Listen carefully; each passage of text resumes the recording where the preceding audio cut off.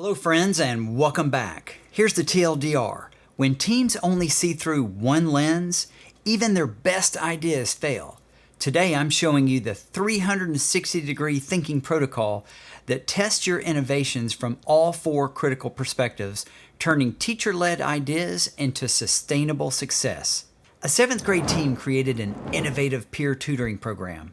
Teachers loved designing it, but 2 weeks later, students felt singled out, parents worried about labels, and admin faced scheduling nightmares. Their innovation died. What if they could have seen these problems coming? That's what 4D thinking gives you.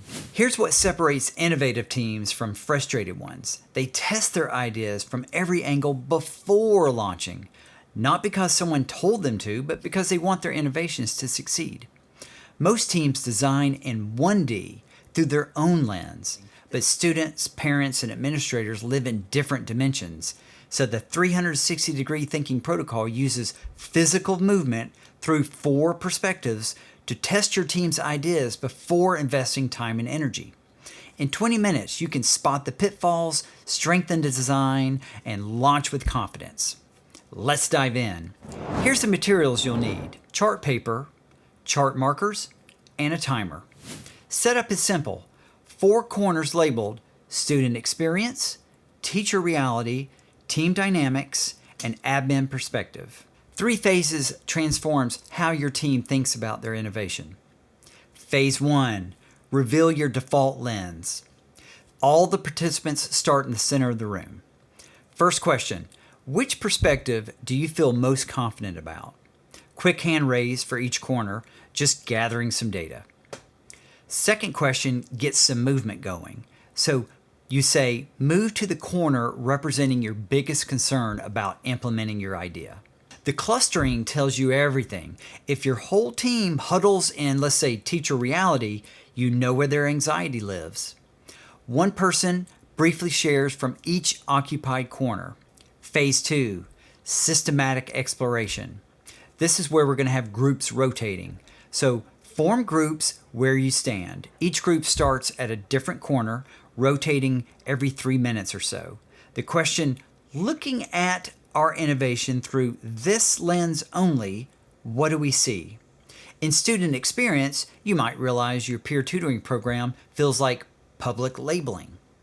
In admin perspective, you may see scheduling complexities that you had missed before.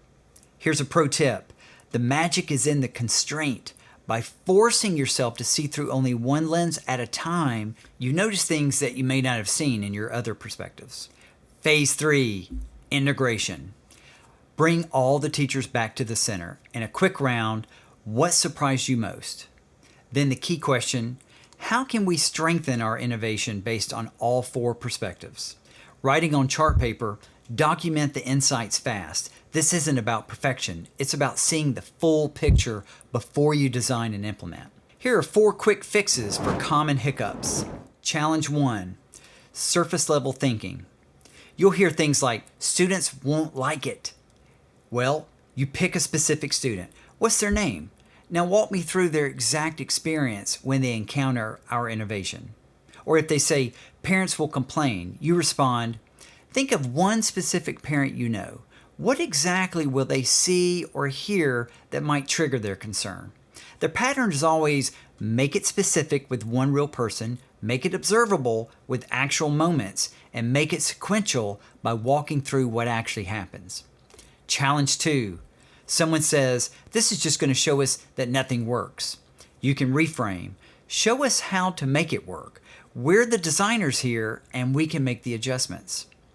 Challenge 3. We don't have time for this.